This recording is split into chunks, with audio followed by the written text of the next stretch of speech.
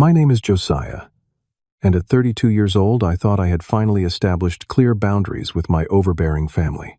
That belief shattered when I received a panicked call from my sister Alicia while attending a tech conference in Madrid. She was hysterical about strangers in my house, claiming she had every right to be there. What my family didn't know was that I had sold that house 2 weeks before my trip. The keys they had given her now opened someone else's door. If you are watching this, drop a comment telling me where you are watching from. Hit that like button. And subscribe to hear how this family drama unfolded. Growing up in a middle-class suburb of Denver, my family dynamics were always complicated. From my earliest memories, there was a clear favorite in our household. My parents, Thomas and Eleanor Wilson, never tried to hide their preference for my younger sister Alicia, who is 3 years my junior. Where I received criticism, she received praise. When I earned B's, they asked why they were not A's. When Alicia brought home C's, they celebrated her effort. I remember my 10th birthday when I received a second-hand bicycle, while months later Alicia got a brand new one for her 7th birthday. When I questioned this disparity, my father simply said, "Your sister needs more encouragement than you do. You should be mature enough to understand that." This became a common refrain throughout our childhood. My mother constantly reminded me that as the older brother, I needed to make sacrifices for Alicia. This meant giving up my room when relatives visited, sharing my toys, but not being allowed to touch hers, and being reprimanded severely if I ever made her cry, even accidentally. As a teenager, the pattern continued. My parents attended every one of Alicia's softball games, but frequently missed my debate competitions, even when I made it to state finals. The college fund they had supposedly been building for both of us turned out to be primarily for Alicia, with the expectation that I would work through school or get scholarships. Despite their disapproval, I pursued computer science rather than the business degree they wanted me to earn. They called it a waste of time, predicting I would end up fixing printers at some office. I worked multiple jobs to put myself through college, often sleeping only 4 hours a night to keep up with coursework. During those years, our relationship became increasingly strained. The real turning point came when I graduated with honors and landed a job at a respected tech company in Denver. My starting salary was higher than my father had ever made, which created a strange tension. They suddenly wanted to be involved in my financial decisions, offering unsolicited advice about investments and spending. When I purchased my first new car, my father criticized it as flashy and impractical, though it was a modest sedan. At 28, I bought my first house, a modest 3-bedroom in a developing neighborhood. It was nothing extravagant, but it was mine. Purchased entirely with money I had earned and saved. The day I signed the papers was the first time I truly felt like I had broken free from my family's grip. The house represented not just a financial investment, but a symbol of my independence. My sister Alicia took a very different path. After dropping out of college in her second year, she moved back home and cycled through a series of retail jobs, never keeping one for more than a few months. At 29, she was still living with our parents, who continued to subsidize her lifestyle while making excuses for her lack of direction. Despite my professional success, family gatherings were exercises in enduring subtle jabs about my life choices. My mother would comment on my weight, suggesting I worked too much and didn't take care of myself. My father would question my job security in technology, calling it a bubble that could burst any day. Alicia would complain about her jobs, and they would sympathetically agree that she was simply too creative and free-spirited for conventional employment. A particularly frustrating pattern developed around my house. Having my own space was important to me, but my family never seemed to respect it. It started with my parents dropping by unannounced often when I was working from home, disrupting my concentration.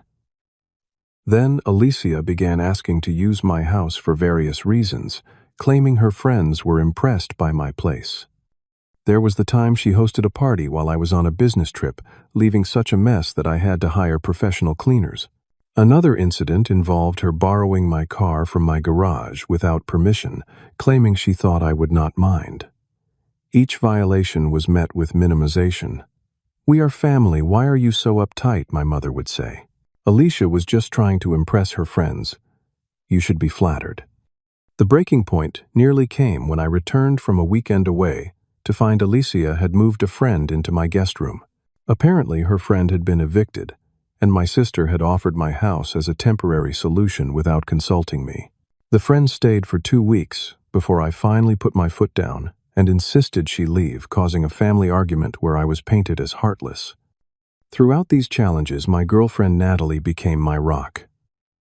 We met at a tech networking event 3 years ago. And unlike my family, she respected my boundaries and encouraged me to stand up for myself. With her background in psychology, she helped me recognize the unhealthy patterns in my family relationships and supported me as I began to establish firmer boundaries. "You do not owe them access to your life just because they are family," she would remind me. Healthy relationships require mutual respect. With her encouragement, I began saying no more often and being more assertive about my space. This created tension, but for the first time I felt I was protecting what was mine. Little did I know that the biggest test of these boundaries was yet to come. My career had been steadily advancing at my Denver company, but the real game changer came this spring when I received an unexpected LinkedIn message from a recruiter at Horizon Technologies, one of the most innovative firms in Seattle. After several rounds of interviews, they offered me a position as a senior developer, with a salary increase of 40% stock options, and the chance to work on cutting-edge projects I was passionate about. The decision to accept was both easy and difficult. Professionally, it was a no-brainer. The opportunity was everything I had worked toward. Personally, it meant leaving Denver, the only city I had ever lived in, and putting physical distance between me and my family. After a weekend of discussions with Natalie, who was supportive and willing to relocate her freelance graphic design business, I accepted the offer. The logistics of moving meant I would need to sell my house. The Denver market was hot, and my realtor Jackson was confident we could sell quickly for a good price. I made a deliberate decision not to tell my family about these plans immediately. Past experience had taught me that they would only try to talk me out of it or make the process more complicated with their opinions and interference. You are not obligated to inform your family about every life decision. The moment you make it, Natalie reminded me when I expressed guilt about keeping the move quiet. This is your career and your life. You can tell them when the details are finalized. I listed the house on a Monday, and by Thursday I had 3 offers. The most appealing came from a young couple, Brian and Amy Parker, who had recently relocated to Denver for work and were living in a small apartment with their 5-year-old daughter. They offered slightly above asking price and needed to move in quickly, which aligned perfectly with my timeline. As this was happening, I was also preparing for an important tech conference in Madrid. The timing worked out well as I could handle the house sale before leaving and use the international trip as a natural buffer before breaking the news to my family about the move to Seattle. The week before my Madrid trip was a flurry of activity.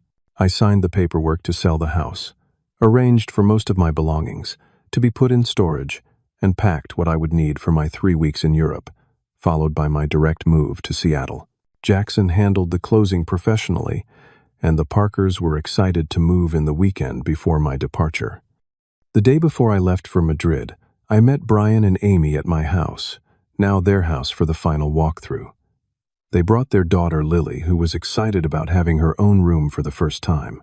The family's happiness was contagious, and any doubts I had about selling vanished as I watched Lily run excitedly from room to room. "We cannot thank you enough for making this process so smooth," Amy said as I handed over the keys. "Moving to a new city has been stressful, but finding this house feels like a fresh start," Brian added. "We promise to take good care of the place. We plan to plant some fruit trees in the backyard this spring.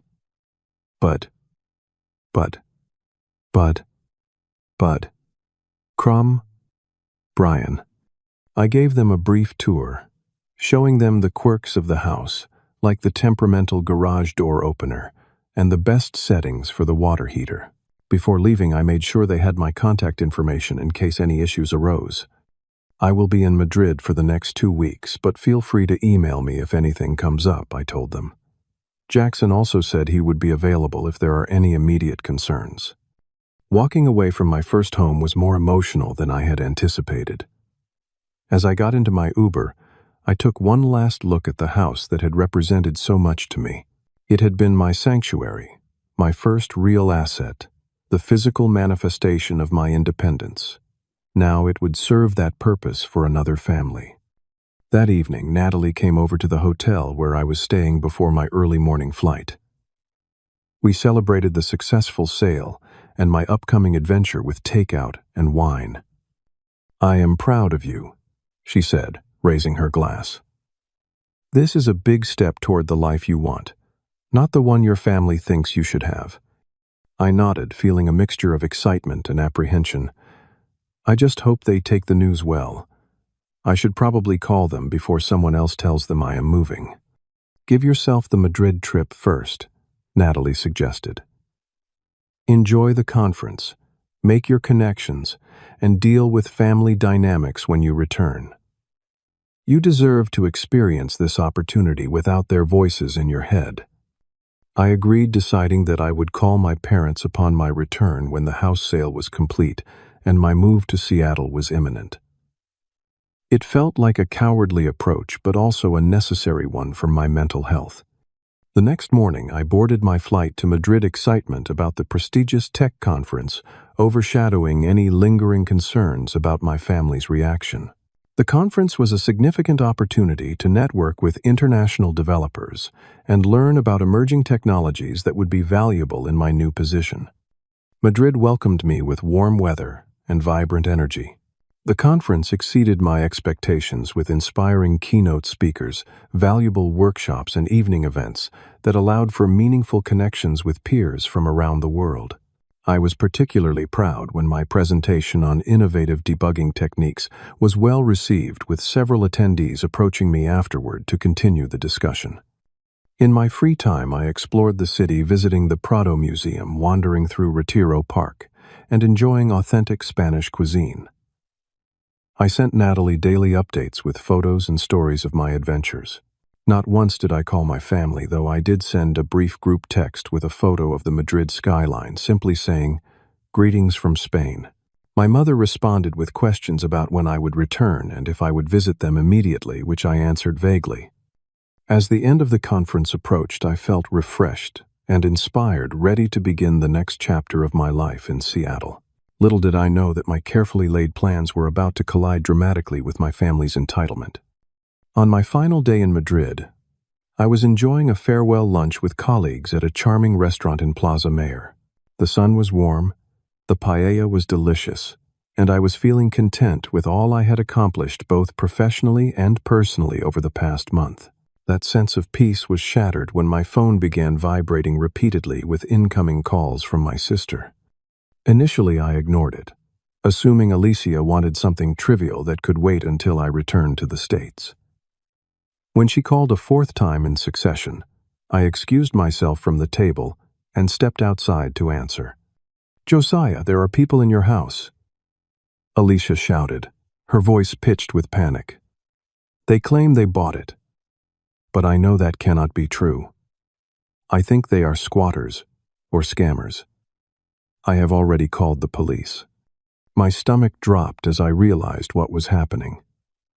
"Alicia, why are you at my house in the first place?" I asked, trying to keep my voice level. "Mom and Dad gave me your spare key because I needed somewhere quiet to study for my real estate exam," she explained rapidly. "But that is not important right now. These people have moved furniture in and everything. They must have broken in while you were away." The woman had the nerve to tell me I was trespassing. I closed my eyes, processing the magnitude of the situation. This was not the first time Alicia had used my house without explicit permission. Last summer, she had stayed at my place for a week when the air conditioning broke at our parents' house. 3 months ago, she had hosted a study group there because she claimed our parents' house was too cluttered. Each time she had asked last minute or informed me after the fact, expecting accommodation. "Alicia, listen carefully," I said firmly. "Those people are the legal owners of the house. I sold it before coming to Madrid." There was a moment of stunned silence before she erupted. "What do you mean? You sold it? You cannot be serious. Why would you sell your house without telling anyone?" "The police are on their way. Call them off right now," I instructed, my anxiety mounting as I imagined the scene unfolding at my former home. "Tell the officers there has been a misunderstanding. Then apologize to the Parkers, the new owners." "This is insane," Alicia spluttered. "Mom and Dad are going to freak out." "Where are you going to live? Why would you do this secretly?" I did not answer her questions. "Just call off the police and leave those people alone. They have a young daughter who is probably terrified right now." As Alicia continued protesting, I received a text from an unknown number that turned out to be Brian Parker. "Your sister showed up, demanding entry. Says she lives here part-time. Police are here now. Very confused. Please call as soon as possible." I texted back quickly. "So sorry. Family miscommunication. Sister did not know I sold the house. We'll call in 2 minutes." After ending the call with Alicia, I immediately phoned Brian, apologizing profusely for the situation. He was understandably upset, but relieved to hear my confirmation that they were the rightful owners. "The police are still here," he explained tensely. "Your sister is insisting there must be some mistake. She showed them a key and personal items she claims she left here last week." My heart sank. "What personal items?" "Some clothes and textbooks in the spare bedroom. We assumed they were left behind by accident. We were planning to contact you about them." I realized Alicia must have already been using my house regularly, without my knowledge, possibly with my parents' blessing. "Those are my sister's things. She did not have permission to store them there. I am so sorry this is happening. Could you put one of the officers on the phone?" I spent the next 20 minutes explaining the situation to a skeptical police officer, then emailing him copies of the sale documentation from my phone. Finally, the situation was diffused enough that the police left, though Brian made it clear that this was not the smooth beginning to homeownership they had envisioned. As soon as I hung up, my phone exploded with notifications. Multiple missed calls from my parents, angry texts from Alicia, and a voicemail from my father, demanding I call immediately. I texted my parents briefly. "In meetings until late tonight. We'll explain everything tomorrow, when I am back in the States." Then I silenced my phone and rejoined my colleagues, attempting to salvage what remained of my last day in Madrid. But the carefree mood was gone. Over the next few hours, I checked my phone periodically to find increasingly angry messages. From Alicia, "I look like a complete idiot because of you. Had to collect my stuff with those people watching me. Why would you set me up like this?" From my mother, "We gave Alicia your key because she needed a quiet place to study. Now, she has nowhere to go. Call us immediately." From my father, "Selling your house without telling your family is completely irresponsible. What are you thinking? We need to talk now." It was clear they viewed my decision to sell my own property as somehow a betrayal of family trust rather than a personal choice I was entitled to make. The fact that they had given away access to my home without my knowledge or consent did not seem to register as problematic in their minds. That evening in my hotel room, I finally called Natalie and filled her in on the chaos. She was appropriately outraged on my behalf. "They gave your sister a key to your house without asking you?" she asked incredulously. and now they are angry at you for selling your own property. That is next-level entitlement. I know I sighed, packing my suitcase for the morning flight. I should have told them about the sale, but honestly, I was avoiding exactly this kind of drama. You are not responsible for their inappropriate expectations, Natalie reminded me. You do not need their permission to make life decisions. Despite her reassurance, I spent a restless night anticipating the confrontation that awaited me back home. My return flight to Denver the next day felt like a journey to my own execution. The 10-hour flight from Madrid to Denver was excruciating. Despite being exhausted from the conference and the stress of the previous day, sleep eluded me. Every time I closed my eyes, I imagined the confrontation awaiting me. I had silenced my phone before takeoff, but I knew the message count would be astronomical when I landed. As the plane touched down in Denver, I turned my phone back on to find 17 missed calls and 32 text messages from various family members. The most recent text from my mother simply read, "We are all at the house. Come straight here." By the house, she meant my parents' home where I had grown up. The fact that she still expected me to obey such a summons at 32 years old spoke volumes about our relationship dynamic. I had originally planned to go directly to the hotel, where I had a reservation for the week, before moving to Seattle. But I knew postponing the confrontation would only make it worse. With a sense of dread, I took a rideshare to my parents' suburban home. The moment I stepped through the front door, the ambush began. My parents and Alicia were waiting in the living room, their expressions ranging from anger to hurt to vindictive satisfaction. My Aunt Janet, my father's sister who lived nearby, was also present, presumably as a mediator, though she had always taken my parents' side in family disputes. "So, you finally decided to show up."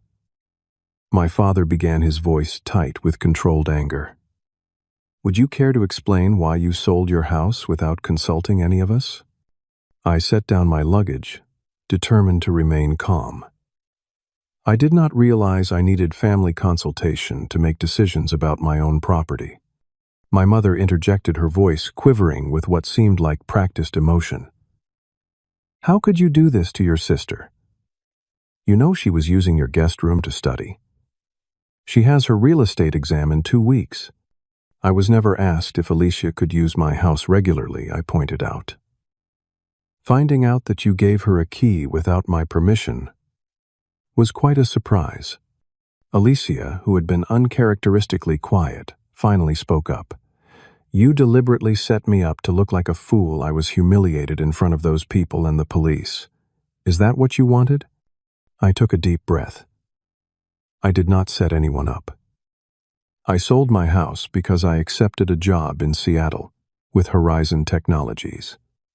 I was planning to tell everyone when I returned from Madrid. This revelation created a momentary silence before triggering a new wave of outrage. "Seattle?" My father repeated incredulously. "You are moving across the country without discussing it with your family. What about your job here?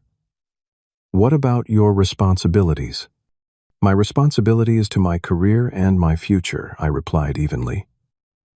"This is an incredible opportunity that I would be foolish to pass up." My mother's expression darkened. "So you are just abandoning your family, after everything we have done for you?" That comment ignited something in me. Years of swallowed resentment and enforced gratitude bubbled to the surface. "What exactly have you done for me that I should be eternally indebted?" I asked quietly. "I put myself through college. I built my career, despite your discouragement. I bought my own house without any help. We raised you," my father thundered. "We gave you a home and food and clothing. Yes, the basic legal requirements of parenthood," I acknowledged, "for which I am grateful. But that does not entitle you to control my adult life or give others access to my property." Alicia jumped in, her voice shrill. "This is so typical of you, Josiah. Always thinking only about yourself. Did you even consider how your moving would affect the rest of us? Mom and Dad are getting older. Who is going to help them if you leave?" I gestured toward her. You live with them. You seem like the logical choice. I have my own life, she protested. I cannot be expected to handle everything. The irony of her statement was not lost on me. Yet you expect me to handle everything, to put my life on hold for family obligations while you pursue whatever interests you at the moment. My Aunt Janet, who had been silently observing, finally spoke. Josiah, I think you are being unfair. Family helps family. Your parents only gave Alicia your key because they wanted to help her succeed. Your house was sitting empty while you were in Spain anyway. I turned to her. Would you give someone a key to your daughter's house without asking her first? Would you think that was appropriate? Janet had no answer for that. But my father was not finished. You have become so selfish since you started making good money. You think you are better than us now. Is that what your fancy tech friends tell you? That family does not matter. This has nothing to do with money or thinking I am better than anyone, I insisted. This is about basic respect for boundaries. I am an adult who is entitled to make my own decisions without family committee approval. My mother began to cry, a tactic that had effectively silenced me in the past. We just want what is best for you. Seattle is so far away. You will be all alone there. I will not be alone. Natalie is coming with me, I said, realizing too late that I had introduced new ammunition. Natalie, my mother repeated, tears instantly drying. That girl is behind. This is not she. She has been trying to separate you from your family since you met her. I felt my composure slipping. Do not bring Natalie into this. The decision was mine. And for the record, she has been supportive of my relationship with my family, despite seeing how dysfunctional it island. That sparked another round of outrage, with everyone talking over each other about my ingratitude and poor judgment. After 15 minutes of circular arguments, my father delivered his ultimatum. If you take this job in Seattle, do not expect us to be here when it inevitably falls apart. We will not keep bailing you out every time you make a reckless decision. I almost laughed at the absurdity of his statement. When have you ever bailed me out? Name one time I have asked you for help in my adult life. His face reddened, but he had no examples to give. Instead, he changed tactics. Your sister needs stability right now. She is finally getting her real estate license. How can you abandon her at such a critical time? Alicia is 29 years old, I pointed out. Her career path is not my responsibility. My sister jumped up from the couch. You have always been jealous that Mom and Dad love me more. You are punishing all of us because you cannot handle not being the favorite. Her outburst laid bare the family dynamic we had never openly acknowledged. The room fell uncomfortably silent. I am not punishing anyone, I said quietly. I am living my life on my own terms. I am sorry if that is inconvenient for you. My mother reached for my hand, her voice softening to the manipulative tone I knew well. Sweetie, we just want you to think this through. Seattle is so rainy. You hate rain. And the cost of living is much higher. Why not look for a better job here in Denver?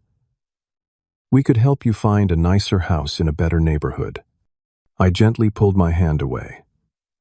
My decision is made.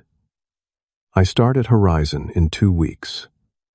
I am not asking for permission or approval, just basic respect for my choices. My father stood up, towering over me as he had when I was a child. If you walk out that door and move to Seattle, do not expect a warm welcome when you come crawling back. In that moment, I felt a strange sense of liberation. The threat that would have devastated me years ago now felt empty. I guess that is a risk I will have to take. I picked up my suitcase and walked out, ignoring the calls and protests behind me. As I waited for my rideshare to the hotel, I felt both shaken and strangely empowered. For the first time, I had stood my ground without backing down, without apologizing for existing on my own terms. Whatever came next, I knew I could handle it. The 2 weeks following the confrontation were a strange limbo.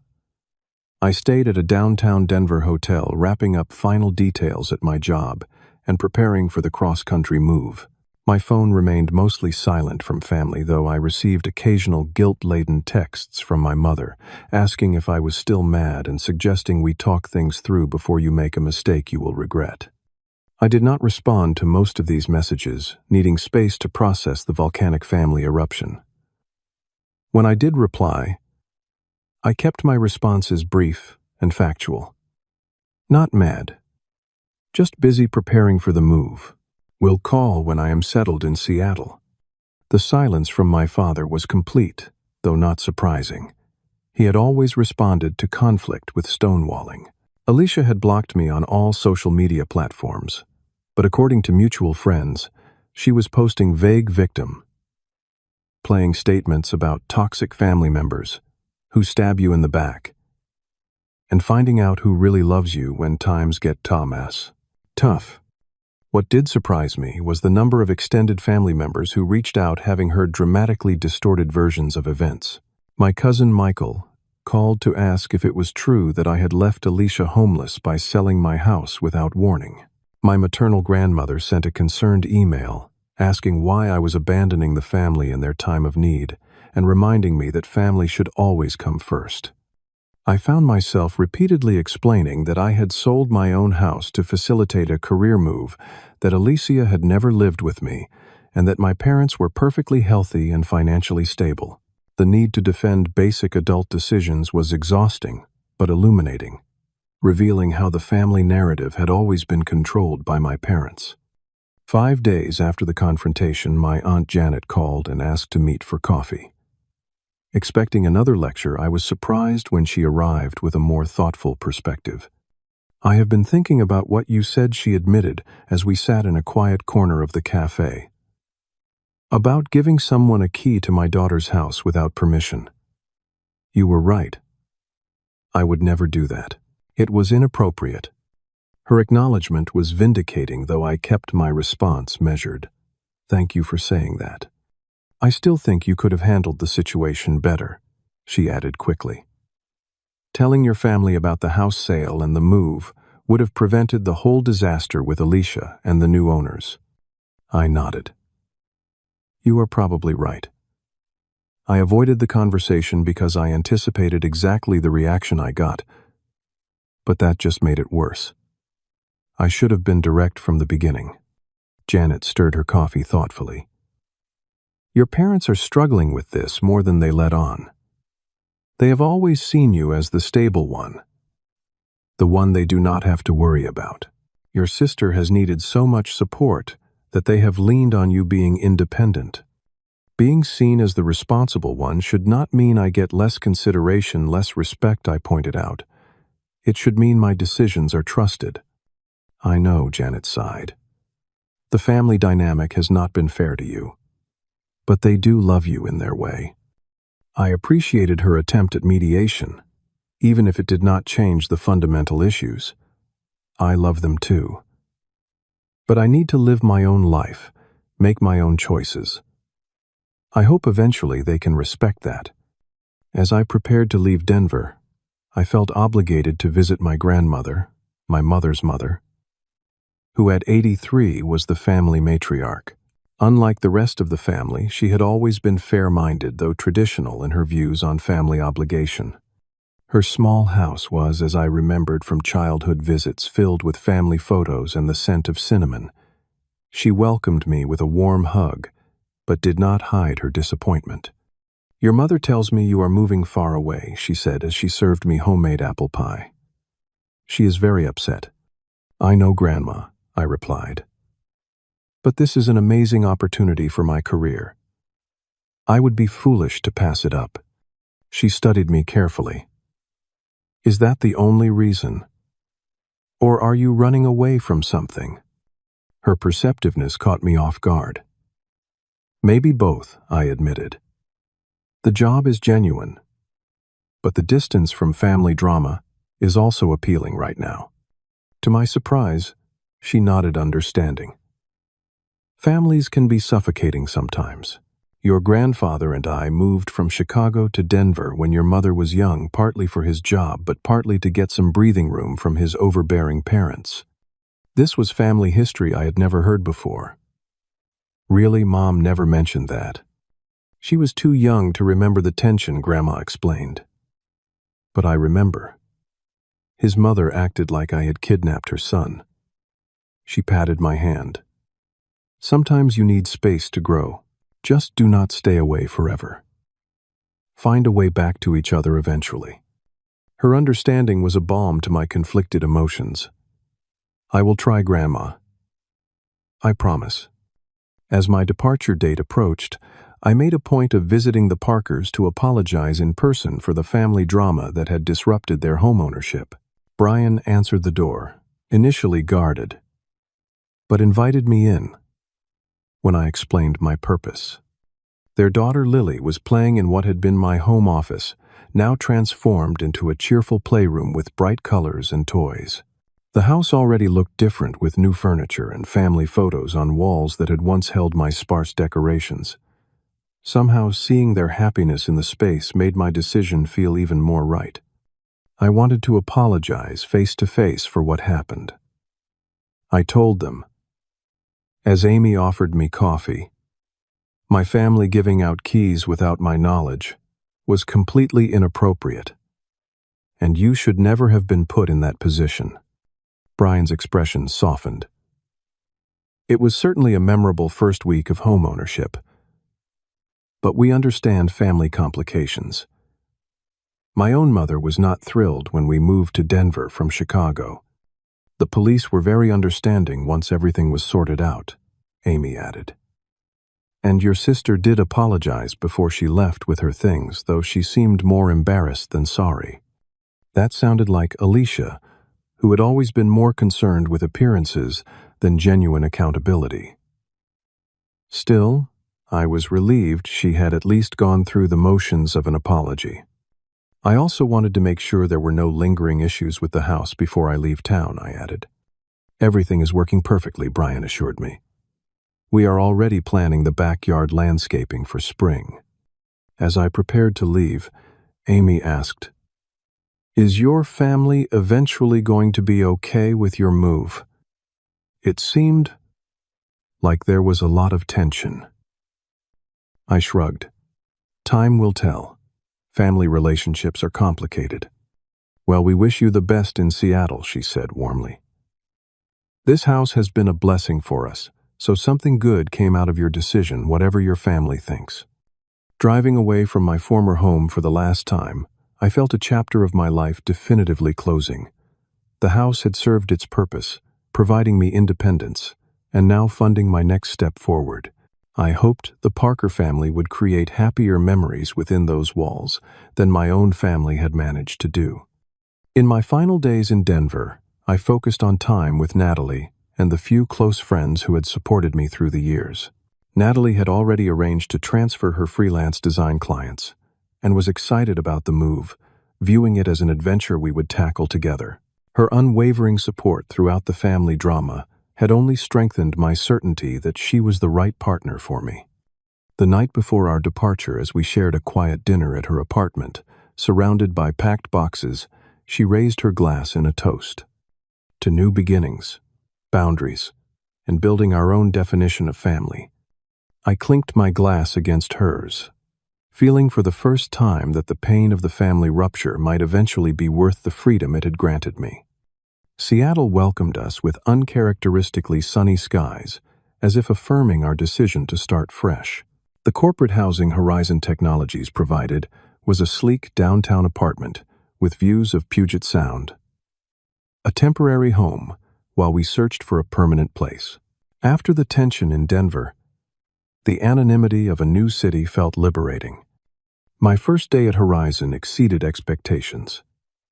The campus was everything a tech professional could dream of, with cutting-edge facilities, collaborative spaces, and a genuine commitment to work-life balance.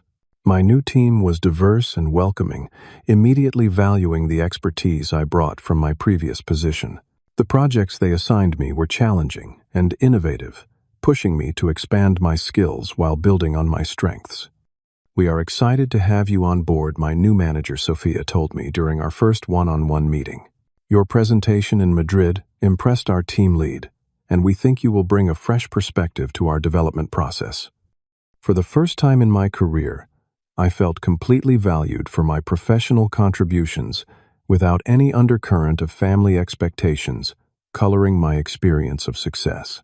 I threw myself into the work, energized by the collaborative environment and stimulating challenges. Natalie adapted to Seattle with equal enthusiasm, finding the creative community welcoming to her design business. Within weeks, she had connected with local clients and fellow freelancers, establishing a network that helped her feel at home. Together we explored the city on weekends, hiking the nearby mountains, sampling local restaurants, and gradually building a life that felt authentically ours. The physical distance from my family created a natural buffer that allowed me to process our relationship more objectively. I had expected to feel guilty about the move, but instead found myself experiencing an unfamiliar sense of peace. Without the constant navigation of family expectations, I had mental and emotional space I had never known before. 2 weeks after our move, my mother finally called. Her voice was tentative, lacking the usual authoritative tone. "How is Seattle?" she asked. "Is it raining all the time, like they say?" I described the surprisingly beautiful weather and my positive experience at Horizon, keeping the conversation light and informative. She listened more than she spoke, occasionally asking questions about our apartment or the city, but avoiding any mention of the confrontation or Alicia. As the call was ending, she said hesitantly, "Your father wants to know if your new company is treating you well." The fact that he had asked, but could not bring himself to call directly, was typical. "Yes, it is everything I hoped for professionally." "Good," she replied. "That is good. Well, take care of yourself. Call when you can." It was the most restrained conversation we had ever had, free from guilt trips or demands. Though nothing was resolved, it felt like a tentative first step toward a more adult relationship. Over the next several weeks, other family members gradually re-established contact. My grandmother sent care packages with homemade cookies and newspaper clippings about Seattle. My Aunt Janet texted occasionally with family updates. Even some cousins reached out, curious about life in the Pacific Northwest. Alicia remained the holdout, maintaining her social media blockade and refusing to speak when I called on her birthday. According to my mother, she had moved out of my parents' house into an apartment with a friend, motivated partly by our confrontation to finally seek more independence. Ironically, my departure had pushed her toward greater self-reliance, though she would never acknowledge that benefit. One unexpected source of support came from my father's brother, Uncle David, who had always been the family outsider. Living in Oregon with his husband, he had maintained minimal contact with my parents due to their uncomfortable tolerance of his sexuality. He invited Natalie and me to visit for a weekend, where he offered perspective I had never considered. "Your father has always been threatened by independence," he explained, as we walked along the Oregon coast. "Our parents raised us to believe family loyalty meant compliance. When I came out and moved away, he took it as a personal rejection, not a necessary step in my own journey." His insight helped me understand my father's reaction as a continuation of generational patterns rather than simply a personal attack. "Do you think there is any hope for changing the dynamic?" I asked. Uncle David smiled sadly. "Change is possible, but it requires both parties to want it. I have made peace with having limited contact on my terms. It is not ideal, but it is better than sacrificing my authentic life to maintain family harmony." His words resonated deeply, helping me formulate my own boundaries for potential reconciliation. I did not want permanent estrangement, but neither would I surrender the hard-won independence that was allowing me to flourish. 3 months into our Seattle life, Natalie and I found a charming craftsman home in a vibrant neighborhood. With the proceeds from my Denver house and our combined savings, we were able to make a down payment, creating a shared space that reflected both our personalities. Unlike my previous home, this one was filled with warmth and personal touches from the beginning. A true sanctuary rather than just a symbol of independence. As we settled in, I implemented physical boundaries that would have been unthinkable in Denver. We installed a security system with cameras. We did not hide a spare key outside, and most significantly, no one in my family was given our new address without explicit agreement to respect our privacy. My professional life continued to thrive. 6 months into my position at Horizon, I was assigned to lead a development team on a high-profile project. A vote of confidence that validated my decision to make the move. The recognition I received for my work built my confidence in ways that went beyond career advancement, reinforcing my ability to make sound decisions for my own life. With this growing sense of security, I found myself better able to engage with my family on limited terms. Weekly calls with my mother became more comfortable as I learned to disengage from manipulation tactics rather than either giving in or becoming defensive. The geographic distance made it easier to maintain emotional boundaries, ending conversations when they became unhealthy without the pressure of physical proximity. My father eventually began joining these calls, briefly making awkward attempts at connection by asking about Seattle's weather or sports teams. He never directly addressed our conflict or apologized, but his effort to maintain contact was significant given his pride. Alicia's grudge began to show cracks around the 6-month mark when she needed technical advice for a real estate website she was developing. Her text message came out of the blue. "I know we are not talking, but I need help with this WordPress issue. No one else can figure it out." I provided the assistance without comment on our estrangement, and she responded with a terse "Thanks." It was minimal communication, but it opened a door that had been firmly shut. As our first year in Seattle approached, I reflected on the tremendous personal growth the move had facilitated. I had learned to define success on my own terms, to build relationships based on mutual respect rather than obligation, and to recognize the difference between healthy family bonds and unhealthy entanglement. The painful rupture had been necessary for this evolution, creating space for a more authentic identity to emerge from the shadow of family expectations. Just after our 1-year anniversary in Seattle, an unexpected email arrived from my father. Its uncharacteristic humility caught me off guard. "Your mother and I are considering a trip to the Pacific Northwest this summer. Would it be possible to see you and Natalie while we are in the area?" The carefully neutral wording, so different from the entitled expectations of the past, suggested a shift in perspective. After discussing it with Natalie, I responded with cautious openness, inviting them to visit Seattle and offering to show them around the city. I deliberately did not invite them to stay in our home, a boundary I was not yet ready to relax. Their visit was scheduled for June, when Seattle's weather would be at its most appealing. As the date approached, I found myself both anxious and hopeful. Natalie squeezed my hand reassuringly as we waited at the airport arrivals gate. "Remember, this is your life now," she whispered. "They are visitors in it, not directors of it." When my parents emerged from the secure area, I was struck by how much older they looked after just a year. My father's hair had grayed significantly, and my mother seemed smaller, somehow more fragile. Their tentative smiles held none of the confidence I associated with them.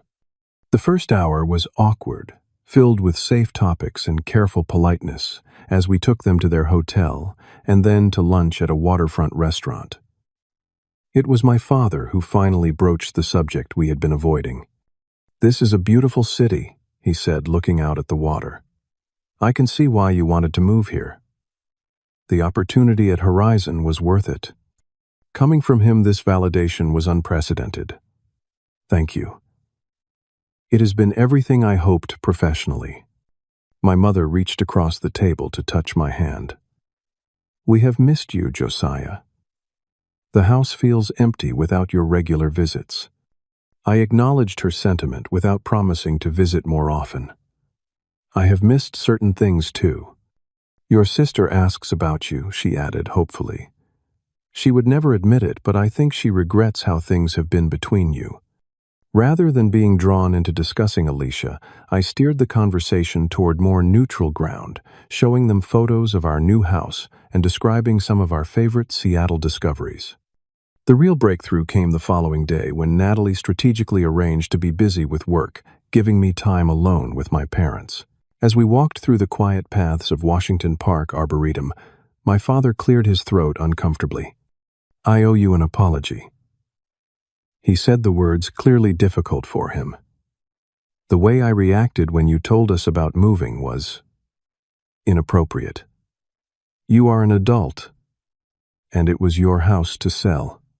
Though it fell short of addressing the deeper pattern of boundary violations, it was more acknowledgement than I had ever received from him. Thank you for saying that. He nodded, staring at the path ahead. I have always wanted to protect this family, to keep everyone close and safe. When you moved across the country, it felt like rejection, like failure. It was never about rejecting the family, I explained. It was about building my own life. I understand that now, he admitted. Seeing you here successful and happy makes that clear. My mother, who had been unusually quiet, finally spoke. I need to apologize too. I realize now that we have treated you and Alicia very differently. We leaned on you because you were capable, and we coddled her because she struggled. It was not fair to either of you. Her insight surprised me. No, it was not. When you left, it forced changes none of us were prepared for, she continued. Alicia had to become more independent. Your father and I had to examine patterns we had never questioned. It has been uncomfortable. Growth usually is, I replied, thinking of my own challenging year of personal development. As we continued walking, my father asked cautiously about my work, showing genuine interest rather than the dismissive attitude he had always had toward my career. I shared some details about my current projects, and for the first time he listened without trying to redirect me toward what he considered more practical pursuits. Over dinner that evening, with Natalie present, the conversation turned to more practical matters of rebuilding our relationship. We would like to visit more regularly, my mother suggested, perhaps twice a year. And of course, we hope you and Natalie might come to Denver occasionally. I nodded, appreciating that she was asking rather than assuming. That seems reasonable. We could aim for summer visits here and perhaps Christmas in Denver some years. My father hesitated before adding, and we want you to know that we respect your home as your private space. We should never have given Alicia keys to your house without permission. That will not happen again. This explicit acknowledgement of the core boundary violation meant more than any general apology could have. I appreciate that. Clear boundaries make for healthier relationships. The rest of their visit passed pleasantly with tours of the city and meals at our favorite restaurants. When we finally said goodbye at the airport, the hugs felt more genuine than obligatory. Nothing had been perfectly resolved, but a foundation for a new kind of family relationship had been established. 2 weeks after they returned to Denver, I received a text from Alicia, the first direct communication she had initiated that was not asking for technical help. Parents said Seattle is nice. Maybe I will visit sometime. It was a small olive branch, but significant coming from her. I responded positively, but without pressure, leaving the timing open. Over the following months, our family communication found a new rhythm. Weekly calls continued, but with healthier boundaries. I became more comfortable ending conversations when they veered into problematic territory. My parents gradually learned to respect these limits, though there were occasional slips into old patterns. When the time came to purchase a new home in Seattle, a larger place in a neighborhood with excellent schools, we implemented thoughtful security measures from the beginning. No spare keys were distributed. The security system included cameras and smart locks that allowed temporary access codes for visitors rather than permanent keys. These practical steps represented the emotional boundaries I had established, protecting what was mine while still allowing connection on appropriate terms. Alicia eventually did visit, 6 months after my parents' trip. Her time in Seattle was both challenging and healing, as we navigated years of competition and resentment to find common ground as adults. Though we would never be best friends, we developed a cordial relationship based on mutual respect rather than the forced closeness our parents had always expected. "You were right to set boundaries," she admitted on her last evening in Seattle, surprising me with her self-awareness. "I was entitled and spoiled. I am trying to change that." I acknowledged her effort. We were both shaped by the family dynamic. Breaking those patterns is hard work. The most profound change, however, was within myself. The traumatic rupture that began with a house key and culminated in cross-country relocation had forced me to define my own values, establish healthy boundaries, and build a life based on authentic choices rather than external expectations. The family reconciliation, while important, was secondary to this internal transformation. As Natalie and I settled into our new home and discussed starting a family of our own, I found myself contemplating what kind of parent I wanted to be, what patterns I would consciously break, and what new traditions I would establish.